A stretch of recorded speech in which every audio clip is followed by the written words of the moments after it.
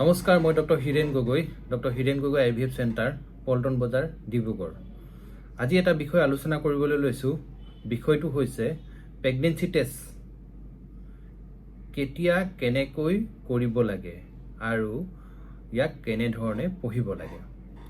Pregnancy test positive হোৱাৰ মূল কাৰণটো হ'ল HCG হৰমন। যেতিয়া এম্ব্ৰায়ো এটা বা ভ্ৰূণ এটা জৰায়ুত সংৰোপণ হয়, তেতিয়া মানে ফাৰ্টিলাইজেশ্যন হোৱাৰ 5 পৰা 6 দিনৰ ভিতৰত যেতিয়া সংৰোপণ হয়, তেতিয়া তাৰ টফোএক্টোডাৰ্ম চেলখিনিয়ে হিউমেন কোৰিয়নিক গনাডোট্ৰপিন নামৰ এটা হৰমন নিঃসৰণ কৰে। এই হৰমনটো প্ৰথমে তেজত আহে, তেজৰ পৰা কিডনীলৈ যায়, কিডনীৰ পৰা পেচাবত আহে আৰু এই পেচাবখিনি পৰীক্ষা কৰিলে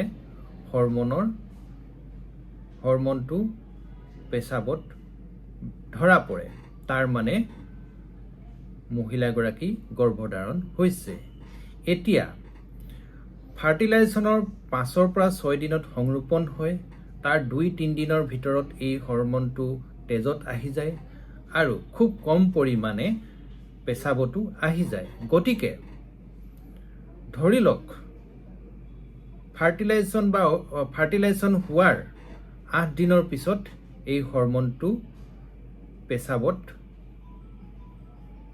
ধৰা পৰে আৰু খুব পাতলীয়া ধৰণে এটা লাইন, মানে যিটো টেষ্টিং লাইন বুলি কোৱা হয়, সেইটো ধৰা পৰে।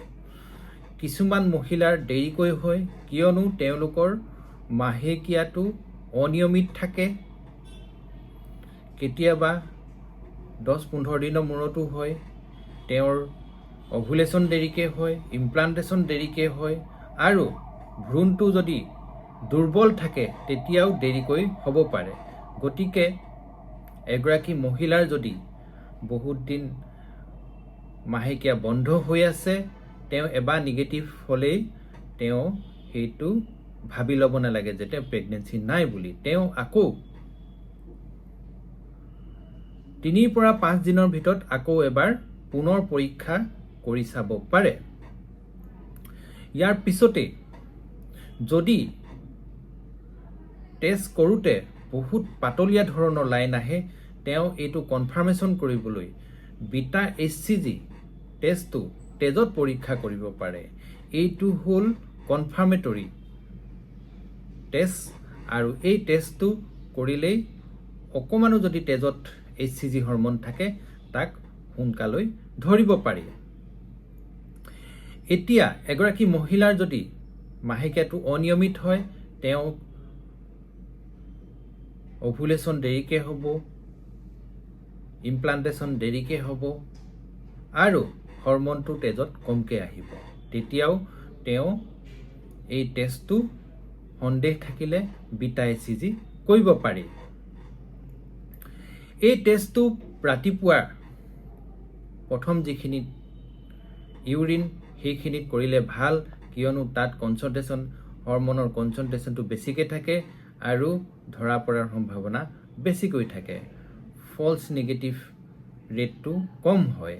ইয়াৰ পিছতেই কোনোবা এগৰাকী মহিলাৰ যদি মাহেকীয়াৰ সময়ত কমকৈ যদি ব্লাডটো গৈছে, তেতিয়াও তেওঁ টেষ্টটো কৰাটো দৰকাৰ, কিয়নো কেতিয়াবা এম্ব্ৰায়'টো জৰায়ুত সংৰোপণ হওঁতে অকণমান ব্লিডিং হয় বা কেতিয়াবা টিউবত যদি প্ৰেগনেন্সিটো হয় তেতিয়াও অকণমান কম পৰিমাণে ব্লিডিং হ'ব পাৰে। এনে ক্ষেত্ৰত তেওঁ ইউৰিন টেষ্টটো কৰিব পাৰে। ইউৰিন টেষ্টটো যদি ভালদৰে লাইন দুটা নাহে, তেনেহ'লে তেওঁ ব্লাডত টেষ্টটো কৰিব লাগে আৰু ব্লাডত যদি ধৰা নপৰে, হয়তো তেওঁক এখন আল্ট্ৰাচাউণ্ড কৰাৰ প্ৰয়োজন আছে। ইয়াৰ পিছতেই এই টেষ্টটো কৰাৰ পিছতেই ইউৰিনত 2 পৰা 5 মিনিটৰ ভিতৰত চাব লাগে। কেতিয়াবা 2 মিনিটৰ আগত চালেও তেওঁ নিগেটিভ আহিব পাৰে বা 5 মিনিটৰ পিছত চালেও কেতিয়াবা ফলছ পজিটিভ আহিব পাৰে। গতিকে 2 পৰা 5 মিনিটৰ ভিতৰত সঠিকভাৱে দেখা যায় তেওঁ এডাল আহিছে নে দুডাল আহিছে। দুডাল আহিছে মানে তেওঁৰ গৰ্ভধাৰণৰ হৈছে। অধিক জানিবলৈ আপোনালোকে মোক হোৱাটছএপ কৰিব পাৰে। মোৰ হোৱাটছএপ নাম্বাৰ হ'ল 8472049775। আপোনালোকে যদি অধিক জানিব বিচাৰে বা মোৰ লগত কথা পাতিব বিচাৰে, আমাৰ centre doctor Hiren Gogoi IVF centre Paltan বজাৰ ডিব্ৰুগড়লৈ আহিব পাৰে। আপোনালোকক সেৱা কৰিব পালে আমি নথৈ কৃতাৰ্থ হ'ম। ধন্যবাদ।